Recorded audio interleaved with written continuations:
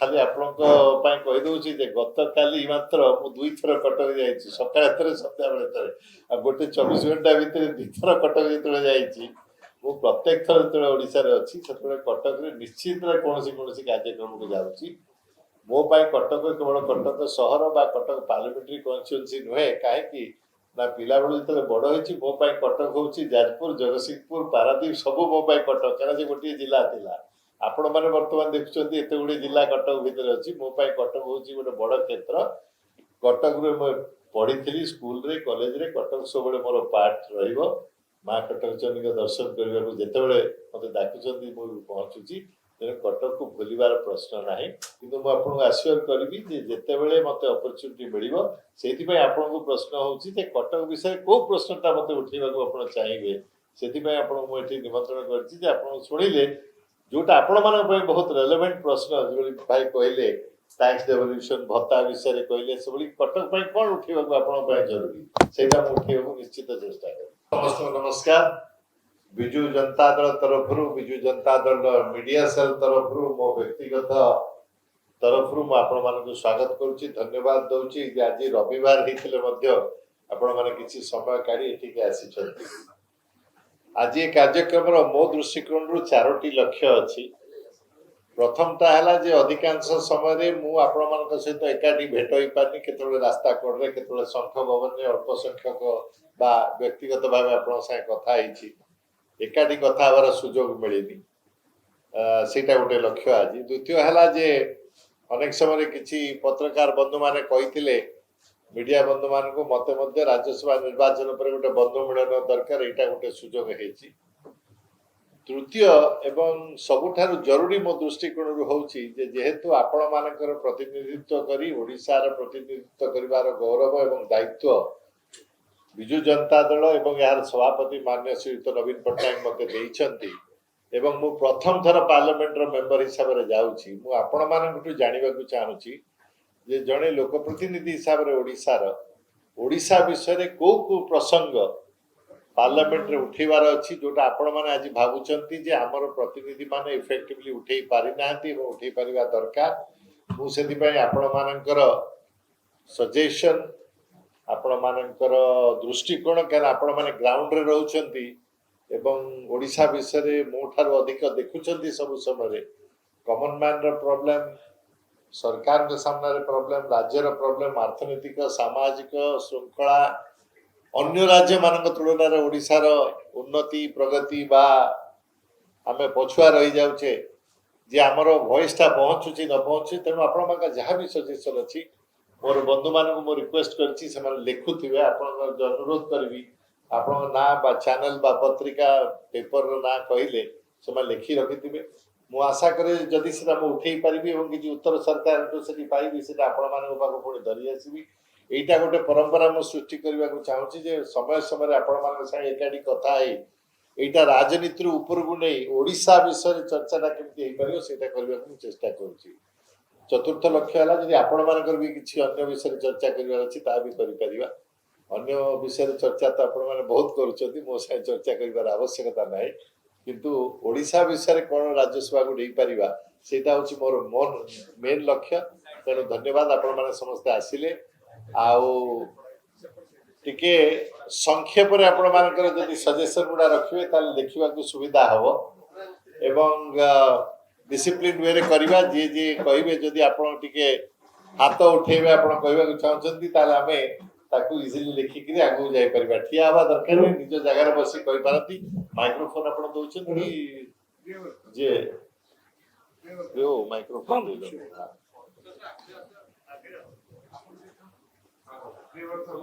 मो सुरेश कर प्रत्युषण करूची आपण तो जानନ୍ତି व्यक्तिगत भाबे आपण कॉर्पोरेट जगत रे बहुत बड़ बड़ कॉर्पोरेट सम्मेलन अटेंड करछिली तार सुखद अनुभूति आपण बटे थिला कि राजनीति क्षेत्र में प्रवेश करथु आपण को बटे गुरु दायित्व नवीन पटनायक दैछ तो प्रथम दिन आपण जतले पार्लियामेंट हाउस रे पहुंची आपनकर कोन सुखद अनुभूति थिला कि कहबे और राज्यवासी को आपण कोन महत्वाकांक्षा रखिजन तारिख ସେଇଟା ଟିକେ ପଛେ କଥା ହବା କାରଣ ମୋର ପ୍ରଥମ ଅନୁରୋଧ ଥିଲା ଯେ ଆପଣମାନଙ୍କ ସଜେସନ ଗୁଡା ମୁଁ ଲେଖିନେବି ତାପରେ ମୋର ଯାହା ପ୍ରଶ୍ନ ଅଛି ଆପଣଙ୍କ ତାର ଉତ୍ତର ସାର୍ ଦେବି। ମୁଁ ଗୋଟେ ଅଜୟ କଥା ଅଲଗା ପଚାରିବି। ମହାନ୍ତି ଆଜ୍ଞା। ହଷ୍ଟେଲ ନ୍ୟୁଜ ର ଏଡିଟର ମୋର ପ୍ରଶ୍ନ ହଉଛି ଆମର ସାର୍ ସିଙ୍ଗଲ ୱିଣ୍ଡୋ ସିଷ୍ଟମ ଟେ ହେଇପାରିବ କି ମତେ ଯଦି ଗୋଟେ ଛୋଟ ଶିଳ୍ପଟେ କରିବାର ଅଛି ମୁଁ ଆପଣଙ୍କର ପରିବେଶ ବିଭାଗ କତିକି ଯିବିନି ଫାୟାର ବିଭାଗ କତିକି ଯିବିନି କିମ୍ବା ଆପଣଙ୍କର ଯୋଉ ରେଭିନ୍ୟୁ ଡିପାର୍ଟମେଣ୍ଟ କତିକି ଯିବିନି ଗୋଟିଏ ଜାଗାରେ ମୁଁ ସବମିଟ କରିବି ମତେ ନିର୍ଦ୍ଦିଷ୍ଟ ଭାବେ ଗୋଟେ ତାରିଖ ଦିଆଯିବ 2 ମାସ ପରେ କି 3 ମାସ ପରେ ତାଙ୍କର ପ୍ରତିନିଧି ମାନେ ଫାୟାର ଡିପାର୍ଟମେଣ୍ଟ କୁ ଫରୱାର୍ଡ କରିବେ ଏନଭାୟରନମେଣ୍ଟ ଡିପାର୍ଟମେଣ୍ଟ କୁ ଫରୱାର୍ଡ କରିବେ ଏବଂ ଆପଣଙ୍କର ରେଭିନ୍ୟୁ ଡିପାର୍ଟମେଣ୍ଟ କୁ ଫରୱାର୍ଡ କରିବେ ସେ ଗୋଟିଏ ଡେଟ୍ ଗଲା ପରେ ମୋର 5ଟା ଡିପାର୍ଟମେଣ୍ଟ ରୁ କ୍ଲିୟରାନ୍ସ ହେଇପାରିବ ମୋର ଯାହା ପେ କରିବାର ଥିବ ମୁଁ ଗୋଟିଏ ଜାଗାରେ ପେ କରିବି ମୁଁ ଆଉ 10 ଜାଗା ଯିବି ନାହିଁ ଯୋଉ ସିଙ୍ଗଲ ୱିଣ୍ଡୋ ସିଷ୍ଟମ ସୋ ଆପଣ କହୁଛନ୍ତି ଯେ ଇଜ ଅଫ ଡୁଇଂ ବିଜନେସ ବଢେଇବାକୁ ହେଲେ ଏଣ୍ଟରପ୍ରେନ୍योरशिप ବଢେଇବାକୁ ହେଲେ ସରକାରଙ୍କର ଏଭଳି କୌଣସି ପଦ୍ଧତି ଅଛି କି ଯଦ୍ୱାରା ଆପଣ ଗୋଟିଏ ଇମେଲ ଆଇଡି ବା ଫୋନ ନମ୍ବରରେ ହ୍ୱାଟ୍ସଆପ ପଠେଇଲା ପରେ ସରକାର ଆପଣ ପାଖକୁ ଆସି ଆପଣଙ୍କୁ ସାହାଯ୍ୟ କରିବେ ସାରିବାକୁ ସମସ୍ତ ପ୍ରୋସେସ ରାଦର ଦେନ ଆପଣ 10 ଲୋକଙ୍କ ପଛରେ ଦୌଡ଼ିବେ ଏହା ପ୍ରଶ୍ନ ଓକେ ଦେଖି ନେଉଛନ୍ତି ଆପଣ ମାନେ ଓକେ ସାର୍ ଆମେ ଗୋଟେ ପ୍ରଶ୍ନ ପଚାରିବୁ ଆପଣଙ୍କୁ ନାଇଁ ଟିକେ ରୁହନ୍ତୁ ଆଜ୍ଞା ଯୋଉଟା ଯୌକ୍ତିକ କଥା ସେଟା ପଚରାଯିବ ସାର୍ ମୁଁ ଗୋଟେ କଥା କହିପାରେ ଓଡ଼ିଶାର ଆନୁବଂଶିକ ଦାରିଦ୍ର୍ୟ କେବେ ବି ଯାଇନାହିଁ ତାପରେ ଦ୍ୱିତୀୟ ହେଉଛି ଓଡ଼ିଶାର ଅର୍ଥନୈତିକ ବିସଙ୍ଗତି ଏବେ ବି ଆନ୍ଦୋଳିତ କରୁଛି ପ୍ରତ୍ୟେକ ଜନସାଧାରଣ ତେଣୁ ସେ କ୍ଷେତ୍ରରେ ଆପଣଙ୍କୁ ଯୋଉ ରାଜ୍ୟସଭା ଇଲେକ୍ଟ କରାଯାଇ ପଠାଯାଇଛି ତେବେ ଓଡ଼ିଶା ପ୍ରତି ଆପଣ କ'ଣ ପ୍ରତିବଦ୍ଧତା ରଖିବେ ଆଜି ଆପଣ କୁହନ୍ତୁ ସେ ପ୍ରଶ୍ନକୁ ମୁଁ ପରେ ଆସିବି ଯେମିତି ଆପଣଙ୍କୁ ଅନୁରୋଧ କରିଥିଲି ଯେ ପ୍ରଥମେ ଆପଣମାନଙ୍କ ସଜେସନ ଗୁଡା ନେବାକୁ ଚାହୁଁଛି ଯଦି ଆପଣଙ୍କ ପ୍ରତିନିଧି ହିସାବରେ ଓଡ଼ିଶା ପାଇଁ କ'ଣ ମୁଁ ଉଠେଇ ପାରିବି ସେଇଟା ପ୍ରଥମେ ଆପଣଙ୍କୁ ରିକ୍ୱେଷ୍ଟ କରୁଛି ତାପରେ ଅନ୍ୟାନ୍ୟ ସମସ୍ତ ପ୍ରଶ୍ନର ଆଲୋଚନା କରିବା ଧନ୍ୟବାଦ ସ୍ୱାତି ଜେନା ମୁଁ ଓଡ଼ିଶା ରିପୋର୍ଟରରେ ରହିବି ମୁଁ ଭାବୁଛି ଯୋଉ ସମସ୍ୟାଟା ମୁଁ ପ୍ରାକ୍ଟିକାଲି ବୁଝିଛି ଆଉ ବୋଧେ ଏଇଟା ସମସ୍ତଙ୍କ ପାଇଁ ଉପଲବ୍ଧ ଆମର ଆଧାର କାର୍ଡଟି ସାର୍ ନିହାତି ଦରକାର ଆପଣ ଯେକୌଣସି ବି କାମ କରନ୍ତୁ ଆପଣଙ୍କ ପାଇଁ ନିହାତି ଏଥିପାଇଁ କାରଣ ତା ବିନା କିଛି ପାଇବେନି ଆପଣ ସରକାରୀ ସୁବିଧା ପାଇବେନି ଆପଣ ପାସପୋର୍ଟଟିଏ ପାଇବେନି ଆପଣଙ୍କର ଘରଟିଏ ବି କିଣିପାରିବେ ନାହିଁ କିନ୍ତୁ ଏଇଥିପାଇଁ ମୁଁ ଆପଣଙ୍କୁ କହିଲି କାରଣ ଆଧାରରେ ଅନେକ ତ୍ରୁଟି ରହୁଛି ଏଇଟା ଆପଣ ମଧ୍ୟ ଜାଣିଛନ୍ତି କେତେବେଳେ ଆପଣଙ୍କର ଆଡ୍ରେସ ଭୁଲ ରହୁଛି ଆପଣଙ୍କର ନାଁ ଗୋଟେ ଦେଇଥିବେ ଆଉ ଗୋଟେ ତାର ଆଲଫାବେଟ୍ସରେ କିଛି ଚେଞ୍ଜେସ୍ ରହୁଛି ତ ତାକୁ ନେଇକି ମୁଁ ନିଜେ ପ୍ରାକ୍ଟିକାଲି ଯେତେବେଳେ ଗୋଟେ ଫେସ୍ କଲି କି ଆମର ଓକାତରେ ରହିଛି ଆଧାର ସେଣ୍ଟର ଯୋଉଟା ମେନ୍ କାରଣ ଆପଣଙ୍କର ଯୋଉ ଜନସେବା କେନ୍ଦ୍ର ଗୁଡ଼ିକ ରହିଛି ସେଠି ଅନେକ ଜିନିଷ ସଲ୍ଭ ହେଇପାରୁନାହିଁ ତାପରେ ଆପଣଙ୍କର ଯୋଉ ଗୋଟେ ରହିଛି ଶହୀଦନଗରରେ ବାରିଗାରେ ସେଠି ବି କିଛି ଜିନିଷ ସଲ୍ଭ ହେଇପାରୁନି ତ ସେମାନେ ଓକାକୁ ପଠଉଛନ୍ତି ଯେ ଓଡ଼ିଶା ପାଇଁ ସେଟା ହେଉଛି ପେସେଣ୍ଟ ଓଡ଼ିଶାର ବିଭିନ୍ନ ପ୍ରାନ୍ତର ଲୋକ ଆସୁଛନ୍ତି ଆପଣ ପ୍ରାକ୍ଟିକାଲି କେବେ ଯାଇକି ସେଠି ଦେଖନ୍ତୁ ଲୋକ ଦିନ ସାରା ପଡ଼ିକି ରହୁଛନ୍ତି ଉପାସରେ କାରଣ ଆଧାର ତାଙ୍କର ସଠିକ ହେଇପାରୁନି ଥରେ ନୁହେଁ ସୋ ମେନି ଟାଇମ୍ସ ଆସୁଛନ୍ତି ବାରମ୍ବାର ଯେତେବେଳେ ଆମେ ଯାଉଛୁ ସେ କହୁଛନ୍ତି ଆପଣ ମାସେ ପରେ ଆସନ୍ତୁ ସେଟା 2 ମାସ ପରେ ଆସନ୍ତୁ ଆମେ ପଠେଇଛୁ ଆମର ବାଙ୍ଗାଲୋର ସଂସ୍ଥାକୁ ପଠେଇଛୁ ସେଠୁ ଫେରିକି ଆସୁଛି ଆଧାର ଅଥେଣ୍ଟିକେଟ୍ ହେଇପାରୁନି ଆପଣ ଗୋଟେ ଆଧାରରେ ଯେତେବେଳେ ପରିବର୍ତ୍ତନ କରିବାକୁ ଚାହିଁବେ ତାର କମ୍ପ୍ଲିକେଟେଡ୍ ଏତେ କମ୍ପ୍ଲିକେଟେଡ୍ ଆପଣଙ୍କୁ 4 ରୁ 6 ମାସ ଲାଗିଯାଉଛି ସେ ତାପରେ ବି ହଉନି ସପୋଜ ଯଦି ଆପଣଙ୍କର କୌଣସି ସ୍ପେଲିଂ କିମ୍ବା ଟାଇଟଲ ଚେଞ୍ଜ କରିବାର ଅଛି କୌଣସି ବି କାରଣ ପାଇଁ ହଉ ତାହେଲେ ତାକୁ ଗୋଟେ ଏତେ ପ୍ରୋସେସଟା ଯେମିତି ଭାବେ କରିଦିଆଯାଇଛି ମତେ କାହିଁ ଲାଗୁନି ସାଧାରଣ ଲୋକେ ତାକୁ କରିପାରିବେ ଅର୍ଥାତ୍ ଆପଣଙ୍କୁ ଗୋଟେ ଆଫିଡେଭିଟ୍ କରିବାକୁ ପଡ଼ିବ ଆପଣଙ୍କୁ 3-4ଟି ପେପରରେ ଇଂଲିଶ ହିନ୍ଦୀ ଓଡ଼ିଆ ପେପରରେ ଆପଣଙ୍କୁ ତାଙ୍କର ଆଡଭର୍ଟାଇଜମେଣ୍ଟ ଆଣିବାକୁ ପଡ଼ିବ ତାପରେ ଆପଣଙ୍କର ଚେଞ୍ଜ ହେଇ ବି ପାରୁନି ଏମିତି ବି କିଛି ଲୋକଙ୍କ ସହିତ କଥା ହେଲି ଯଦି ମୁଁ ମୋ ନିଜ ପ୍ରୋବ୍ଲେମ ପାଇଁ ଯାଇଥିଲି ମୋର ତ ପ୍ରୋବ୍ଲେମ ଠିକ୍ ସଲ୍ଭ ହେଇନି କିନ୍ତୁ ଅନେକ ଲୋକଙ୍କ ପ୍ରୋବ୍ଲେମ ଯାହା ଦେଖିଲି ସେଟା ଗୋଟେ ମେଜର ପ୍ରୋବ୍ଲେମ ଯୋଉଟାକୁ ଆମେ କାହାକୁ ଆଡ୍ରେସ କଲେ ସେମାନେ ସଲ୍ଭ ହେଇପାରିବ ତାହା ବି ସେମାନେ ଜାଣିପାରୁନାହାନ୍ତି କି କାହାକୁ ଯାଇ ଆମେ କହିବୁ କାରଣ ଏଇଟା ଗଭର୍ଣ୍ଣମେଣ୍ଟ ଅଫ୍ ଇଣ୍ଡିଆର କଥା ବହୁତ ଜିନିଷ ତାଙ୍କୁ ବି ଆମେ ପଚାର ସେ କହୁଛନ୍ତି ଏଇ କଥାଟା କେବଳ ଓଡ଼ିଶା ଭିତରେ ସୀମିତ ବାହାରକୁ ପଠଉଛୁ ତେଣୁକରି ଯୋଉ କର୍ମଚାରୀ ଅଛନ୍ତି ସେମାନେ ବି ସଠିକ ଜାଣିନାହାନ୍ତି କି କୋଉଠି କେମିତି ଠିକ ହବ ତାର ଗୋଟେ ଇଜି ପ୍ରୋସେସ କେମିତି ହେଇପାରିବ এই কথাটা এথিকাল ମୁଁ ଆପଣଙ୍କୁ କହୁଛି କି ଆପଣ ଯଦି ପାର୍ଲାମେଣ୍ଟରେ କଥାକୁ କିମ୍ବା ମିନିଷ୍ଟରଙ୍କ ସହିତ ଯାହା ବି ସେକ୍ରେଟାରୀ ସହିତ କୋଉଠି ଯଦି ଆଲୋଚନା କରନ୍ତି କିନ୍ତୁ ଇଜି ପ୍ରୋସେସରେ କାରଣ ଓଡ଼ିଆ ଲୋକ ଆପଣ ଭାବନ୍ତୁ କିଏ କନ୍ଧମାଳରୁ ଆସୁଛି କି ନବରଙ୍ଗପୁରରୁ ମାଲକାନଗିରି ସେମାନଙ୍କ ସହିତ ବି କଥା ହେଲେ ଆଉ ବହୁତ ସଫଳ ହଉଛନ୍ତି ସାର୍ ଏକ୍ସଟ୍ରିମଲି ସଫଳ ଆମର ଏହାର ପ୍ରୋବ୍ଲେମଟାର ଦୁଇଟା ପାର୍ଟ ଅଛି ଗୋଟେ ହେଉଛି ସହଜରେ କେମିତି ଠିକ୍ କରେକ୍ଟ କରାଯାଇପାରିବ ବା ପରିବର୍ତ୍ତନ ହେଇପାରିବ ଏବଂ ଦ୍ୱିତୀୟଟା ହେଉଛି ଯେ ଇଣ୍ଟିରିୟରରୁ ଲୋକ ଯେମିତି ଭୁବନେଶ୍ୱର ଆସିବା ଦରକାର ନ ପଡ଼ି ତାଙ୍କ ଘର ପାଖରେ କୋଉଠି ହେଇପାରିବ ଦୁଇଟା ପାର୍ଟ ପ୍ରୋବ୍ଲେମ ଥ୍ୟାଙ୍କ ୟୁ ମୁଁ ତାଙ୍କ କହିବା କଥା ଯେ ଆପଣ ଦେଖିବେ ଡେ ଟୁ ଡେ ଲାଇଫରେ ସାଇବର କେସେସଟା ବହୁତ ମାନେ ମାତ୍ରାରେ ସେଟା ବଢିଯାଇଛି। ସବୁବେଳେ ଦେଖିବେ ଥାନାରେ ମାନେ କେସ୍ ଟ୍ରାଏଲ କରୁଛନ୍ତି ଲୋକମାନେ କମ୍ପ୍ଲେନ କରୁଛନ୍ତି କିଛି ସେ ଅନୁସାରେ କାର୍ଯ୍ୟାନୁଷ୍ଠାନ ହଉନି। ତାପରେ ମାନେ ଆପଣ କଣ ମାନେ କହିବେ ମତ ଦେବେ ଆପଣ କେନ୍ଦ୍ର ସରକାର ମାନେ କଣ ମତ ରଖିବେ ଓକେ ସେଟା ଗୋଟେ ବହୁତ ଜରୁରୀ ସବଜେକ୍ଟ ହେଇଗଲାଣି। ଡେ ଟୁ ଡେ ସେଥିରେ ଦିଟା ପ୍ରୋବ୍ଲେମ ହଉଛି ମୁଁ ଜାଣିବାରେ, ଗୋଟେ ହଉଛି ଆମେ ମାନେ ସଜାଗ ରହିବାର ଅଛି ଏବଂ ଦ୍ୱିତୀୟଟା ହଉଛି ସରକାର କେତେ ଜଲ୍ଦି ତାକୁ ଇନଭେଷ୍ଟିଗେସନ କରି ଯୋଉମାନେ ସବୁ କରୁଛନ୍ତି ତାଙ୍କୁ ଧରିପାରିବେ, ସେଇଟା ହଉଛି ଦ୍ୱିତୀୟ ପାର୍ଟ ତାର। ଏ ବିଷୟରେ ମୁଁ ଜାଣିବାରେ ବହୁତ କଥା ହଉଛି ସରକାରଙ୍କ ତରଫରୁ, କିନ୍ତୁ ଯୋଉ ଆମର ସାଇବର କ୍ରିମିନାଲ ମାନେ ଅଛନ୍ତି ସେମାନେ ସରକାରଙ୍କୁ 10 ଗୁଣ ଆଗରେ ବର୍ତ୍ତମାନ ଅଛନ୍ତି। ତେଣୁ ଆମକୁ ନିଜର ଟେକ୍ନିକାଲ କମ୍ପିଟିସନ ଏବଂ ଲୋକମାନଙ୍କର ଆୱାରନେସ୍ ବହୁତ ଜଲ୍ଦି ବଢେଇବାକୁ ପଡିବ। ଆଉ ଯୋଉମାନେ ଟିକେ ନୂଆ ନୂଆ ଡିଜିଟାଲରେ ଆସୁଛନ୍ତି ସେମାନେ ଏତେ ଜାଣିପାରୁନାହାନ୍ତି। ଯୋଉ ଡିଜିଟାଲ ଆରେଷ୍ଟ ହଉଛି ସେଟା ଗୋଟେ ଭୟଙ୍କର କଥା ଯେ ସିନିୟର ରିଟାୟାର୍ଡ ସରକାରୀ ଚାକିରିଆ ମାନେ ମଧ୍ୟ ଡିଜିଟାଲ ଆରେଷ୍ଟରେ ଫସି ଯାଉଛନ୍ତି, ଜାଣିନାହାନ୍ତି ଯେ ଏଇଟା ମିଛ କଥା ହବ ମାନେ ହେଇପାରିବନି ବୋଲି। ଆଇପିଏସ୍ ଅଫିସର ବି ଜାଣୁଛି ଆଜ୍ଞା ଆଜ୍ଞା ଆଜ୍ଞା ଆପଣ ଗୋଟେ ଭଲ ପଦକ୍ଷେପ ନେଇଛନ୍ତି, ଗୋଟେ ଇଣ୍ଟରାକ୍ସନ କରିଛନ୍ତି କାହିଁକି ନା ଏସବୁ ବହୁତ ସିନିୟର ଜର୍ଣ୍ଣାଲିଷ୍ଟ ବାହାରିଛନ୍ତି। ଧନ୍ୟବାଦ। ଭଲ ପଦକ୍ଷେପ କୌଣସି ଏଠି ଓଡ଼ିଶାରେ ଆଜି ଆପଣ କହୁଛନ୍ତି ମାନେ ଯୋଉ ବିଭିନ୍ନ ଜାଗାରେ ରଥଯାତ୍ରା ବିଭିନ୍ନ ସମୟରେ ହଉଛି ସେଇଟା ନା ରଥଯାତ୍ରାର ଯୋଉ ଅ, ଐତିହାସିକ ପୌରାଣିକ ଯୋଉ ପଦ୍ଧତି ଅଛି ତାକୁ ଫଲୋ ହଉନି ସେଇଟା? ଆମେ ଚାହୁଁଛୁ ଯେ ଆପଣଙ୍କୁ ଏଇ ଇସ୍ୟୁ ଉଠାନ୍ତୁ ଯେ ଆଙ୍କର ଯୋଉଟା କହୁଛନ୍ତି ପୁରୀ ମନ୍ଦିର ଯୋଉଟା କହୁଛନ୍ତି ଯେ ଜଗନ୍ନାଥଙ୍କ ଡେରେ ରଥଯାତ୍ରା ଚାରିଆଡେ ହଉ ମାନେ ୱିଦିନ୍ ଇଣ୍ଡିଆ ତାପରେ ଆଜ୍ଞା ଇସ୍କନ ବାବୁ ମାନେ କରୁଛନ୍ତି କଣ ଇଣ୍ଡିଆ ଭିତରେ କରୁଛନ୍ତି କିନ୍ତୁ ବାହାରେ 100 ଜାଗାରେ 100ଟା କଣ୍ଟ୍ରିରେ ସେମାନେ ରାଣ୍ଡମ୍ ଡେଟ୍ସରେ କରୁଛନ୍ତି। ସେ କରୁଛନ୍ତି ତାପରେ ବୁଝିଗଲି। ତାପରେ ସରକାରଙ୍କର କୌଣସି କର୍ତ୍ତୃତ୍ୱ ରହୁନାହିଁ। କିନ୍ତୁ କେବଳ ଗଭର୍ଣ୍ଣମେଣ୍ଟ ଅଫ୍ ଇଣ୍ଡିଆ ଯଦି ଇଣ୍ଟରଭିନ୍ କରିବ ତାହେଲେ ହେଇପାରିବ। ନାଇଁ ଦିନେ ରଥଯାତ୍ରା ସେ ଜାଗାରେ ବନ୍ଦ ହବ, ସବୁଆଡେ ବନ୍ଦ ହବ। ଇଭିନ୍ ଜଗନ୍ନାଥଙ୍କ ବାର୍ଥଡେ ସ୍ନାନ ପୂର୍ଣ୍ଣିମା ବି ଏନି ଅଦର ଡେ ରାଣ୍ଡମ୍ ଡେରେ ବି ହଉଛି। ଏଇ ଗୋଟେ ଇସ୍ୟୁ ଏଟା ଗୋଟେ ବଡ଼ କଥା ନୁହଁ, କିନ୍ତୁ ଏଇଟା ବହୁତ ସମୟ ଆମର ଷ୍ଟେଟ୍ର ଆଗରେ କଞ୍ଜ୍ୟୁମ୍ ହଉଛି। ଏଇଟାର କେନ୍ଦ୍ର ସରକାର ଇଣ୍ଟରଭିନ୍ ନ କଲେ ଏଇଟା ହେଇପାରିବ ସମାଧାନ ହେଇପାରିବ ନାହିଁ। ନାଇଁ ଏ ବିଷୟରେ ତ ବର୍ତ୍ତମାନ ବହୁତ ଚର୍ଚ୍ଚା ଚାଲିଛି କାରଣ ରଥଯାତ୍ରା ଆସୁଛି ଏବଂ କିଛି ଘଟଣା ଏଭଳି ଘଟିଛି। ତେଣୁ ଦେଖିବା ତାକୁ କେମିତି ପୋଜିସନ କଲେ କଣ ହେଇପାରିବ ସେ ବିଷୟରେ ଚିନ୍ତା କରିବା। ନାଇଁ ଆମର ସଜେସନ ହଉଛି ଆପଣମାନେ କେନ୍ଦ୍ର ସରକାରଙ୍କ ଇଣ୍ଟରଭେନସନ ଇମିଡିଏଟ ଇଣ୍ଟରଭେନସନ ପାଇଁ ଦାବି କରିପାରିବେ।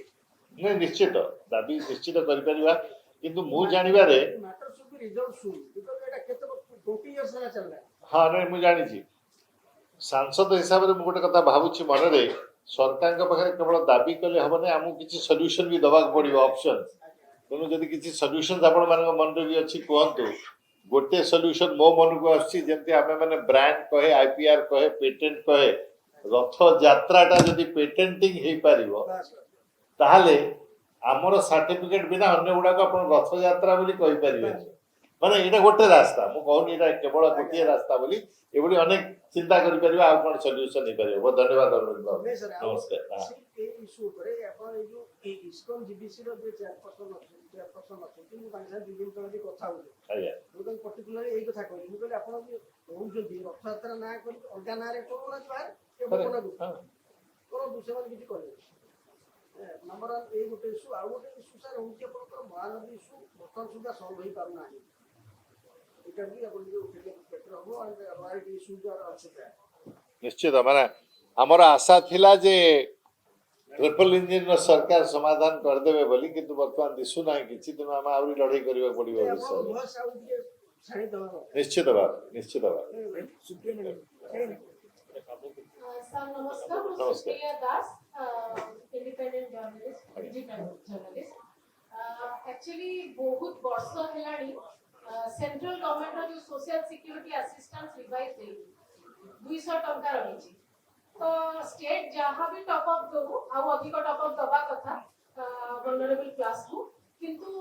सेंट्रल गवर्नमेंट रो असिस्टेंस मध्ये रिवाइज होबा दरकार, ता ऊपर फोकस होबा दरकार। आ गोटे होची जे जेहेतु हमर खड़ी बहुल राज्य आमे जो environmental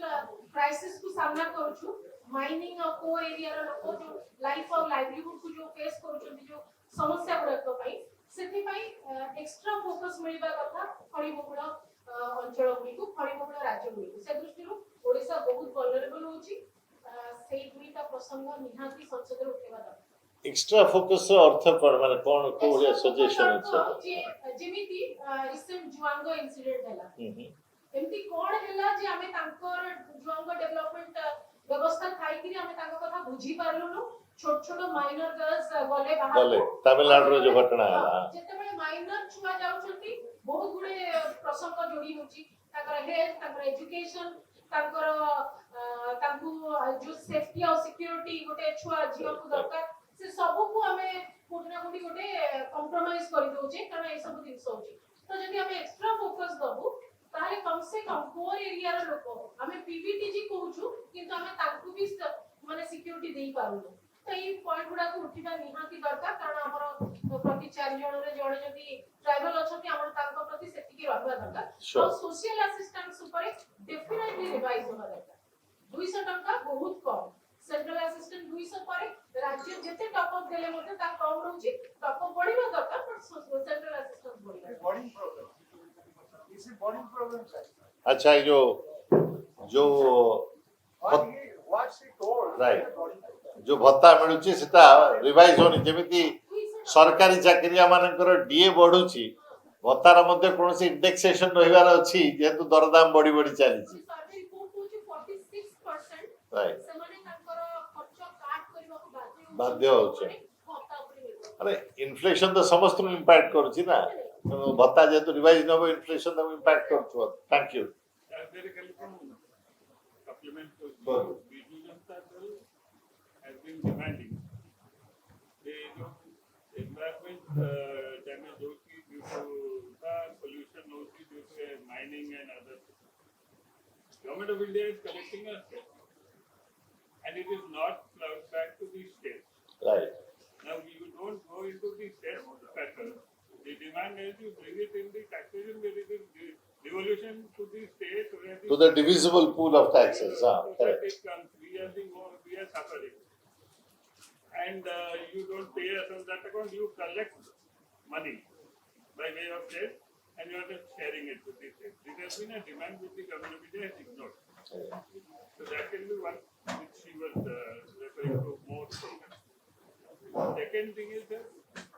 overall in the last budget and the finance commission allocations and all that, Odisha has not been receiving the share has come down very drastically.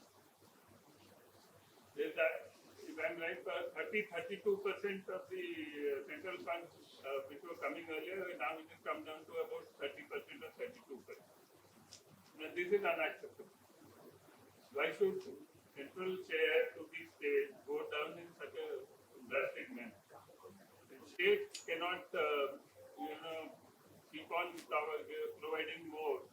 from its own funds. correct So absolutely there's no reason why they should be cut down. Like if you abolish rural employment with Mahatma Gandhi rural employment, and you bring in V. Ramji yeah The problem lies in what we foresee is the state will not be able to give you that kind of matching share thing, which you are now expecting the state to give. And the overall thing will come down very badly. You can't spend. absolutely And there's a budget ceiling on that also. You have budgeted it. It was a demand-driven scheme. So these are issues where we also, like other states, will also be affected. But in a state like Odisha, this was very much like migration. All these things are linked up. in a state like Odisha, as you rightly said, there's a double whammy. If you collect cess, you are not sharing it with us. And second, the pool of divisible taxes is coming down under the Finance Commission recommendation. Then we are impacted both ways. Yes, absolutely right. Yes, These things can be raised. Thank you. Sure. And the Mahanadi issue also, why the government of India is quite helpful. When you are saying double engine or triple engine,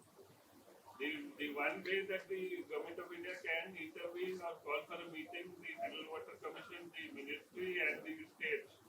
and sit together and find the solution. That's the truth. It requires political will to resolve a problem of that kind, So tribunals can only do that much, you know. Okay, thank you. Mousumi sir ନମସ୍କାର ନମସ୍କାର। ମୌସୁମୀ କନକଲିଟି reporter ଦେଖନ୍ତୁ ମୋ ଘର କଟକ ତ କଟକିଆଙ୍କ ଅଲଗା emotion ଆଉ pride ଅଛି ନିଜ ଜିଲ୍ଲାକୁ ନେଇକି ଆପଣଙ୍କର ବି ପଲିଟିକାଲ ଡେବ୍ୟୁ ଗ୍ରାଉଣ୍ଡ ଥିଲା କଟକ ରାଜ୍ୟସଭା ଏମପି ହେଲା ପରେ କଟକ ଆପଣ ମନେ ରଖିଛନ୍ତି ନା ଭୁଲି ମୁଁ ଖାଲି ଆପଣଙ୍କ ପାଇଁ କହିଦଉଛି ଯେ ଗତକାଲି ମାତ୍ର ମୁଁ 2 ଥର କଟକ ଯାଇଛି, ସକାଳେ ଥରେ ସନ୍ଧ୍ୟାବେଳେ ଥରେ, ଆଉ ଗୋଟେ 24 ଘଣ୍ଟା ଭିତରେ 2 ଥର କଟକ ଯେତେବେଳେ ଯାଇଛି। ମୁଁ ପ୍ରତ୍ୟେକ ଥର ଯେତେବେଳେ ଓଡ଼ିଶାରେ ଅଛି ସେତେବେଳେ କଟକରେ ନିଶ୍ଚିତ କୌଣସି କାର୍ଯ୍ୟକ୍ରମକୁ ଯାଉଛି। ମୋ ପାଇଁ କଟକ କେବଳ କଟକ ସହର ବା କଟକ ପାର୍ଲାମେଣ୍ଟାରୀ କନଷ୍ଟିଚ୍ୟୁଏନ୍ସି ନୁହେଁ, କାହିଁକି ନା ପିଲାବେଳୁ ଯେତେବେଳେ ବଡ଼ ହେଇଛି ମୋ ପାଇଁ କଟକ ହେଉଛି ଯାଜପୁର, ଜଗତସିଂହପୁର, ପାରାଦ୍ୱୀପ ସବୁ ମୋ ପାଇଁ କଟକ, କାରଣ ସେ ଗୋଟିଏ ଜିଲ୍ଲା ଥିଲା। ଆପଣମାନେ ବର୍ତ୍ତମାନ ଦେଖୁଛନ୍ତି ଏତେ ଗୁଡ଼ିଏ ଜିଲ୍ଲା କଟକ ଭିତରେ ଅଛି, ମୋ ପାଇଁ କଟକ ହେଉଛି ଗୋଟେ ବଡ଼ କ୍ଷେତ୍ର। କଟକରେ ମୁଁ ପଢ଼ିଥିଲି ସ୍କୁଲରେ, କଲେଜରେ, କଟକ ସବୁବେଳେ ମୋର ପାର୍ଟ ରହିବ। ମା କଟକଚଣ୍ଡୀଙ୍କ ଦର୍ଶନ କରିବାକୁ ଯେତେବେଳେ ମୋତେ ଡାକୁଛନ୍ତି ମୁଁ ପହଞ୍ଚୁଛି, ତେଣୁ କଟକକୁ ଭୁଲିବାର ପ୍ରଶ୍ନ ନାହିଁ। ଅନେକ କାର୍ଯ୍ୟକ୍ରମ ମୁଁ କରୁଛି, ବର୍ତ୍ତମାନ ସେ ବିଷୟରେ କହିପାରିବି ନାହିଁ, କିନ୍ତୁ କଟକର ବିଭିନ୍ନ ଗୋଷ୍ଠୀର ଆପଣଙ୍କୁ ମୋର ସଜେସନ ନୁହଁ କ୍ୱେଶ୍ଚିନ୍ ରହିବ କି କଟକ କଥା ଆପଣ ସଂସଦରେ କେତେ ଥର ଉଠେଇଲେ କଟକ ପାଇଁ ଡେଭଲପମେଣ୍ଟ ପାଇଁ କିଛି ପ୍ଲାନ୍ କରୁଛନ୍ତି କି ନାହିଁ? ଭଲ ପ୍ରଶ୍ନ। ମୋ ସଂସଦରେ ମୋର ପ୍ରଥମ ସେସନ ଆରମ୍ଭ ହବ 20 ତାରିଖରେ, ମୁଁ ଆଟେଣ୍ଡ ତ କରିନାହିଁ। ଗୋଟିଏ 3 ଦିନିଆ ସେସନ ହେଇଥିଲା women's so called reservation bill ନାଁରେ, ସେଥିରେ ଅନ୍ୟ କୌଣସି କହିବାର ଅପରଚ୍ୟୁନିଟି ମିଳିନଥିଲା, କିନ୍ତୁ ମୁଁ ଆପଣଙ୍କୁ ଆଶ୍ୟୁର କରିବି ଯେ ଯେତେବେଳେ ମୋତେ ଅପରଚ୍ୟୁନିଟି ମିଳିବ, ସେଇଥିପାଇଁ ଆପଣଙ୍କୁ ପ୍ରଶ୍ନ ହେଉଛି ଯେ କଟକ ବିଷୟରେ କୋଉ ପ୍ରଶ୍ନଟା ମୋତେ ଉଠେଇବାକୁ ଆପଣ ଚାହିଁବେ, ସେଥିପାଇଁ ଆପଣଙ୍କୁ ମୁଁ ଏଠି ନିମନ୍ତ୍ରଣ କରିଛି ଯେ ଆପଣ ଶୁଣିଲେ ଯୋଉଟା ଆପଣମାନଙ୍କ ପାଇଁ ବହୁତ ରେଲେଭେଣ୍ଟ ପ୍ରଶ୍ନ, ଯେଭଳି ଭାଇ କହିଲେ ଟ୍ୟାକ୍ସ ଡେଭଲ୍ୟୁସନ ଭତ୍ତା ବିଷୟରେ କହିଲେ, ସେଭଳି କଟକ ପାଇଁ କ'ଣ ଉଠେଇବାକୁ ଆପଣଙ୍କ ପାଇଁ ଜରୁରୀ, ସେଇଟା ମୁଁ ଉଠେଇବାକୁ ନିଶ୍ଚିତ ଚେଷ୍ଟା କରିବି। ସାର୍ ମୋର ଟିକେ ସଜେସନ ରହିବ ଆପଣ Sure. ଦେଖନ୍ତୁ ଭୁବନେଶ୍ୱର ଭଳିଆ କଟକ ଆଜି ଯାଏଁ ହେଇପାରିଲାନି ନୂଆ କଟକର ପରିକଳ୍ପନା ଆମେ କରିପାରିଲେନି ସିଡିରେ ସୀମିତ ରହିଗଲେ କଟକକୁ ଏବେ ବି ଅନେକ ସାମ୍ବାଦିକ ଥିବେ ଯାହାଙ୍କର ଧାରଣା କେବଳ ଅଳିଆ ଆବର୍ଜନା ଖରାପ ରାସ୍ତା ପାଣି ଜଳବନ୍ଦୀ ସମସ୍ୟା ତେଣୁ ଠାରୁ ମାନେ ଏସବୁକୁ ବାଦ ଦେଇ କଟକର ଚିତ୍ର ଚରିତ୍ର କେମିତି ଗୋଟେ ବଦଳି ପାରିବ ଭୁବନେଶ୍ୱର ଭଳି ଗୋଟେ ସିଟି ହେଇପାରିବ ନୂଆ କଟକର ପରିକଳ୍ପନା କରିପାରିବ ସେ ପ୍ରତି ଟିକେ ଧ୍ୟାନ ଦେବେ ଓକେ, sure. नीरज माता जो सीएसआर को बहुत विभिन्न कपड़ा होता अपन विभिन्न कल्चरल कपड़ा सर आमे देखियो को सीएसआर कोर्स से जो हिसाब इंडिपेंडेंटली बड़ कपड़ा हाउस आगु मो 10 वर्ष पहले जो अनुभव थिला जेंति डिस्ट्रीब्यूट करूथिला कि ता इंप्लीमेंट करूथिला सर देखियो मिलुची 10 वर्ष पहले 10 वर्ष से सीएसआर कोर्सला सरकार को नियंत्रण मध्ये रहउची अदरवाइज किछि जो निगम को नियंत्रण रहउची तो सीएसआर कोर्स को टाइम ताकि जो है ये जो वाटर गार्ड ताको इच्छा जो भी है प्रोजेक्ट से आजि थुआ हला एरा बड मैं दोन तो उदाहरण से सेक्रेटरी फंड रे जो सूचना होची से जो जिंदल ओडे ड्रिंकिंग वाटर बसेला ता पाखरे ओडे अछि सर कंप्यूटर से आजि जो बसेला ता परदिन से बंद है ता दीटा कोड रही पाए वो तो से जे उम्फाट व्यवसाय कार पानी बिकेरा हम परला काई बड़ फुटबॉल रोज सेकेंड কথা যদি ডিএমএফ को जिबा से सीएसए कोला सर से आपण अनुभव को तो डिस्क्रिपेंसी हला बळे लागै सेही जिल्ला केवल डिएमएफ कोन के जो ताजे मध्ये आउरी मध्ये इंटरनेट जगह भी अछि अलगा जिल्ला मान सेहीटा को मध्ये इंप्लीमेंट हो मोर गोटे कथा सर रहइबो जो सीएसआर कोर्स रहउची से कॉर्पोरेट हाउस को इंडिपेंडेंट पावर दिया जो तारे कोई सरकार हस्तक्षेप न रहउ सरकार कई प्रोजेक्ट एक प्रोजेक्ट सीएसआर लागिबो ये कंपनी सीएसआर से इंडिपेंडेंट से करतो सर ताहले लोक बेनिफिट पाए एटा जे सोचन उठे मत लागुचे लोक किछि बेनिफिट है तो सब बेनिफिट होउची ନାଇଁ ଠିକ ଅଛି, ମାନେ ମୋର ଅଭିଜ୍ଞତାରୁ କହିବି ଯେ ସିଏସଆର ଖର୍ଚ୍ଚର ଗୋଟେ ନିୟମାବଳୀ ଅଛି କମ୍ପାନିଜ ଆକ୍ଟରେ ଏବଂ ଅନ୍ୟାନ୍ୟ ରେଗୁଲେସନରେ। ଅଧିକାର କମ୍ପାନୀ ମାନଙ୍କର ଅଛି କୋଉଥିରେ ସେ ସିଏସଆର ଖର୍ଚ୍ଚ କରିପାରିବେ, କିନ୍ତୁ ଅନେକ ସମୟରେ ସରକାର ସରକାରୀ ପ୍ରତିନିଧି ଲୋକ ପ୍ରତିନିଧି ମାନେ ଅନୁରୋଧ କରନ୍ତି ଯେ ଏଇ କାମଟା ଆମ ଏରିଆରେ ଅଛି କରେଇ ଦିଅନ୍ତୁ, ତେଣୁ କର୍ପୋରେଟ ମାନେ କରିବାକୁ ଚେଷ୍ଟା କରନ୍ତି। ସେତେବେଳେ ଦାୟିତ୍ୱଟା କିଏ ନେଉଛି ତାପରେ ନିର୍ଭର କରେ ଯେ ପାଣି ଟାଙ୍କିଟା ହଉ ବା ରାସ୍ତାଟା ହଉ ବା କଣଟା ଠିକ ଜାଗାରେ ଏବଂ ଭଲ ଭାବେ ହେଲା କି ନାହିଁ। ଯେମିତି ବାର ଭାଇ ଆଖଡ଼ା ହେଇଗଲେ କିଛି ହୁଏ ନାହିଁ ଠିକ ସେ, ଅନେକ ସମୟ ସେଇଟା ହେଇଯାଏ। ତେଣୁ ଏଇଟା ଇଣ୍ଡିଭିଜୁଆଲ କର୍ପୋରେଟ କେତେ ରେସ୍ପନ୍ସିବିଲିଟି ନେଉଛନ୍ତି ତା ଉପରେ ନିର୍ଭର କରେ। କିନ୍ତୁ ମୁଁ ଜାଣିବାରେ ଆଇନ ଏବଂ ଯୋଉ ନିୟମ ଅଛି ସେ ଅନୁସାରେ କର୍ପୋରେଟ ମାନଙ୍କର ପୁରା ଫ୍ରିଡମ ଅଛି गोटे लिस्ट अच्छी कोथरे आपण खर्च करें सीएसआर फंड एवं प्रत्येक कंपनी गोटे रेजोल्यूशन पास हुए सीएसआर लिस्टेड कंपनी थे सीएसआर कमिटी था एवं बोर्ड रे गोटे प्रेजेंटेशन हुए जे विषय उपर आम ए वर्ष पैसा खर्च करूँ तार गोटे बजेटिंग बहुत इलाबोरेट प्रोसेस अच्छी लिस्टेड कंपनी मानकर किंतु अनेक समय अनुरोध अन्य जगह आसे तेणु असुविधा है ओके सेटा सर जोटा आपण अनुरोध करते सेटा बेरो मध्ये सेटा अनुरोधटा फोर्स भलिया सेटा मोर आपण राजनीतिक अनुरोध सब बेले फोर्स आज्ञा सत कथा एटा मु आ कोन कहबी से आपण माने मोर कथा बेसी जानती किंतु आपण जेतले पानी रे रहिबे कुंभीर संगे बंधुता करी रहिबार अछि आपण सुनिते देखता मध्ये समाधान तो बोला हां तार समाधान होची नैतिकता आम मानक रहिबार अछि जे आमे जोटा भलो काम हि परिबो मु आशा करी जे जने राजनीतिक बा लोक प्रतिनिधि जेतले अनुरोध करूचंती से लोककर नीड हिसाब रे अनुरोध करूचंती माने पानी टंकीटा गाँ वाला कोठी कहिथिबे तेनु सेठी पानी टंकीटा बसुथबो एटा बोली मोर विश्वास जदि आ कोनसी कारण के करथिबे अलगा कथा एटा छोटो उदाहरण देली आज्ञा बड़ जेने मु जानिछि आपण कोन कहउछथि बुझिछि जानिछि सर नमस्कार sir sir eighty sir sir sir मो दीपक कुमार बेहरा आज्ञा। सकाल प्रतिनिधि ओके मोर परिवार होची ओडिशा होची प्राकृतिक विपर्यय प्रभाव राज्य आपण जानिथिबे जेते भी बात्या सृष्टि में 40-45% ओडिशा कोस्ट रे मारथि तेणु हमर ओडिशा रे गोटे प्राकृतिक विपर्यय विरोधी स्थायी विद्युत विद्युत एटा ओडिशा रो बहुत दिन को डिमांड होई आसे एपरि जतो 2020 रे हमर एठी बात्या यस मार हला सेतबेले तत्कालीन मुख्यमंत्री नवीन पट्टनायक केंद्र को कहिथिले हमर कोनोसी आर्थिक सहायता दरकार नै हमको गोटे स्थायी भित्तिभूमि जोड़ा विद्युत क्षेत्र में जेतबेले बात्याटी मारा हो हमर विद्युत व्यवस्था जेमति विशेष भाव प्रभावित न हो से दाबी रखिथिले मात्र निकट रे जो राज्य शक्ति विभाग गोटे प्रपोजल दिता केंद्र को 10,000 कोटी टका एई भित्तिभूमि निर्माण पाई केंद्र सीधा सड़क मना न करिथिले मध्य ताको मना करथि जे जो राज्य रहउछि से संस्था हो बा राज्य सरकार हो से भित्तिभूमिटा को निजे निर्माण करथि निज अर्थ तेणु मोर आपको अनुरोध रहिबो एटा ओडिसा रो बड़ डिमांड ओडिसा सबुठार क्षति सब प्राकृतिक विपर्यय रहिबो आपण एटा संसद रे दृढ़ भाबे उपस्थापन Sure.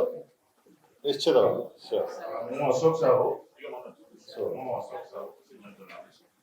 ମୋର ଗୋଟେ ସଜେସନ ରହିବ ଆପଣ ଦେଖିବେ ଓଡ଼ିଶା ସମେତ ପ୍ରାୟ ରାଜ୍ୟରେ ସାମ୍ବାଦିକମାନଙ୍କ ଉପରେ ଆକ୍ରମଣ ହେଉଛି ଏ ଖବର ସବୁବେଳେ ଆସୁଥାଏ ମୋର ଗୋଟେ ରିକ୍ୱେଷ୍ଟ ଆପଣ ସଂସଦରେ ଗୋଟେ ସୋସିଆଲ ସିକ୍ୟୁରିଟି ସାମ୍ବାଦିକମାନଙ୍କ ପାଇଁ କେନ୍ଦ୍ର ସ୍ତରରେ ଯଦି କେନ୍ଦ୍ର ସରକାର କରିଛନ୍ତି ସବୁ ରାଜ୍ୟରେ ଲାଗୁ ହେବ ମୁଁ ଭାବୁଛି ଆମର ବରିଷ୍ଠ ମାନଙ୍କର ମତାମତ ମଧ୍ୟ ସେଇଆ ତେଣୁ ଏଥିପାଇଁ ଆପଣ ନିଶ୍ଚିତ ଭାବେ ଗୁରୁତ୍ୱ ଦେବେ ବୋଲି ମୋର ସଜେସନ ओके ପ୍ରଥମ କଥା ଦ୍ୱିତୀୟ କଥା ହେଉଛି ଆପଣ ଦେଖିବେ ଦେଶ ଅର୍ଥନୀତିରେ ଏମଏସଏମଇ ଆପଣଙ୍କ ଯେକୌଣସି ସେକ୍ଟର ଆସିଛନ୍ତି 30-31% ଏଭବ ସହଭାଗିତା ରହୁଛି ଆପଣ ଦେଖିବେ ନିକଟ ଅତୀତରେ ଅନେକ ଏମଏସଏମଇ ମାନେ ଛୋଟ ଛୋଟ ଇଣ୍ଡଷ୍ଟ୍ରି କରିବା ପାଇଁ ଆପ୍ଲାଏ କରିଥିଲେ ମାସ୍କ ରିଜେକ୍ଟ स्पेसिफिक आपण कटक जिल्ला रे आपण जति भी आपण तथ्य थाई पजे रिजेक्ट करा तापर समान ए विषय में जानी नहीं थैंक यू तापर विचार को निया गला नाही निया जाय नहीं वर्तमान पर्यंत किंतु जो जगह पई समान अप्लाई करथिले तर बत नीलाम करा पर्टिकुलर आपण रामदास को 14 नीलाम करा होची जदि लैंड नाही ताले रिजेक्ट लैंड नाही बोली कहके रिजेक्ट कर मोर अनुरोध जदि एटा केंद्र सरकार गोटे यूनानिमसली निष्पत्ति होता ताले से बाध्य होते सब सरकार पण बाध्य होते कारण एमएसएमई न होले आपण बड़ इंडस्ट्री चली परिबो नाही निश्चित भाबे एमएसएमई को आपण को सागर लेके जीवन पड़िबो एटा ए दीटा मोर और द्वितीय कथा देखबी कारण मोर चिंता करबे पड़िबो जे जमी एलोकेशन एटा स्टेट लिस्ट रे अछि ना कंक्रीट लिस्ट रे अछि जदि कंक्रीट लिस्ट रे थिबो ताले केंद्र सरकार हेत करि परिबे जदि एटा स्टेट लिस्ट रे थिबो केंद्र सरकार हेत कानून करि परिबे नै किंतु जदि अन्य बाट किछि अछि गोटे इंडस्ट्रियल पॉलिसी सहित जोड़ी की करा जाय परिबो सेना निश्चित एक्सप्लोर करबा थैंक यू एवं जो प्रथम सामाजिक मानक कथरा सर ओडिसा रो टिके सुबोध निष्पक्ष रुहंती सुबोध गोटे मिनट क्रेडिबिलिटी मो एते के सारी देटा गोटे मिनट ଏବଂ ଯୋଉ ପ୍ରଥମ କଥାଟା କହିଲେ ତା ବିଷୟରେ ମୋ ପାଖେ ତଥ୍ୟ ନାହିଁ ପ୍ରିୟବ୍ରତ ଏଇଟା ଟିକେ ଏକ୍ସାମିନ କରି ମତେ କହିବେ ନା ଯୋଉ ଲ୍ୟାଣ୍ଡ ଆକ୍ୱିଜିସନ ରେ ଅକ୍ସନ ନେଇ ରିଜେକ୍ଟ କରିଦେଇଛନ୍ତି ମାସ୍ ଲ୍ୟାଣ୍ଡ ନାହିଁ ବୋଲି ଏ ବିଷୟରେ ମୁଁ ଜାଣିନି ବିଶେଷ ଅଲରାଇଟ୍ Thank you. ସାମ୍ବାଦିକମାନଙ୍କର କଥାଟା ସେଣ୍ଟ୍ରାଲ ଆଜ୍ଞା ସୋସିଆଲ ସିକ୍ୟୁରିଟି କଥାଟା କହିଲେ କିନ୍ତୁ ମୁଁ ଶୁଣିବାରେ ଆକ୍ରମଣ ଏବଂ ସୋସିଆଲ ସିକ୍ୟୁରିଟି ଦିଟା ଅଲଗା କଥା ସୋସିଆଲ ସିକ୍ୟୁରିଟିଟା ଗୋଟେ ଏମ୍ପ୍ଲୟମେଣ୍ଟ ସିକ୍ୟୁରିଟିର ପାର୍ଟ ଆକ୍ରମଣଟା ଗୋଟେ ସୋସାଇଟିରେ ଲ ଆଣ୍ଡ ଅର୍ଡର ଇସ୍ୟୁଟା ସେଇଟା ପଲିସି କିଛି ନାହିଁ ଆଜ୍ଞା। ଯଦି ହୁଅନ୍ତା ବହୁତ ଭଲ ହୁଅନ୍ତା। କିନ୍ତୁ ଲ ଆଣ୍ଡ ଅର୍ଡର ପଲିସିଟା ତ ସବୁବେଳେ ରହିବା କଥା ସମସ୍ତଙ୍କ ପାଇଁ କେବଳ ଆପଣଙ୍କ ପାଇଁ ମୋ ପାଇଁ ମଧ୍ୟ କିନ୍ତୁ ସୋସିଆଲ ସିକ୍ୟୁରିଟିଟା ଇଜ ଏ ଡିଫରେଣ୍ଟ ମ୍ୟାଟର ନିଶ୍ଚିତ ସାର୍ ମନୋରଞ୍ଜନ ଆମର ସାର୍ ଯୋଉ ପ୍ରଧାନମନ୍ତ୍ରୀ କୌଶଳ ବିକାଶ ଯୋଜନା ଗୋଟେ କେନ୍ଦ୍ର ସରକାର କାମ କରୁଥିଲେ ଆଜ୍ଞା 24 ମସିହା ପୂର୍ବରୁ ସେଇଟା ଆଉ କାମ କରୁନି ଆପଣ ୱାର୍ଲଡ ସ୍କିଲ୍ ସେଣ୍ଟର କରିଥିଲେ ନବୀନ ପଟ୍ଟନାୟକ ସରକାର ୱାର୍ଲଡ ସ୍କିଲ୍ ସେଣ୍ଟରର ବହୁତ ଗୁଡେ ଆଲୋଚନା ହେଉଛି world skill centre basically high tech technical training ଦଉଛି ଯୋଉଥିରେ ଯୋଉମାନଙ୍କର ଟେକ୍ନିକାଲ ନଲେଜ ଅଛି ଡିପ୍ଲୋମା ଡିଗ୍ରୀ ସେମାନେ ପାଉଛନ୍ତି ଜାପାନ ଯାଉଛନ୍ତି ସିଙ୍ଗାପୁର ଯାଉଛନ୍ତି ଇଣ୍ଟର୍ନସିପ କରୁଛନ୍ତି ଚାକିରି ପାଉଛନ୍ତି ମୋର କନସର୍ନ ହେଉଛି ଓଡ଼ିଶାର +2 ଆଉ +3 କଲେଜ ମାନେ ଡ୍ରପ୍ ଆଉଟ୍ ଅଛନ୍ତି ମାନେ କରନ୍ତୁ ଜଣେ ଗ୍ରାଜୁଏଟ୍ ସେ +3 ଆର୍ଟ୍ସ ପଢିଲା ଆଜ୍ଞା ଆମ ମୋ ଜାଣିବାରେ 3.5 ଲକ୍ଷରୁ ଅଧିକ ଗ୍ରାଜୁଏଟ୍ ଓଡ଼ିଶାର ବିଭିନ୍ନ କଲେଜରୁ ବାହାରୁଛନ୍ତି ତାଙ୍କ ପାଇଁ ଜବ୍ ର କୌଣସି ବ୍ୟବସ୍ଥା ନାହିଁ ପ୍ରଧାନମନ୍ତ୍ରୀ କୌଶଳ ବିକାଶ ଯୋଜନାରେ +2 +3 ପିଲାଙ୍କୁ ବା ଡ୍ରପ୍ ଆଉଟ୍ ପିଲାମାନଙ୍କୁ ସୁଯୋଗ ଦିଆଯାଉଥିଲା ମନେ କରନ୍ତୁ ରିଟେଲରେ ସେମାନେ କାମ କରିବେ ରିଲାଏନ୍ସ ମଲରେ ବାଙ୍ଗାଲୋର ଯିବେ ହାଇଦ୍ରାବାଦ ଯିବେ ଦିଲ୍ଲୀ ଯିବେ ସେତେବେଳେ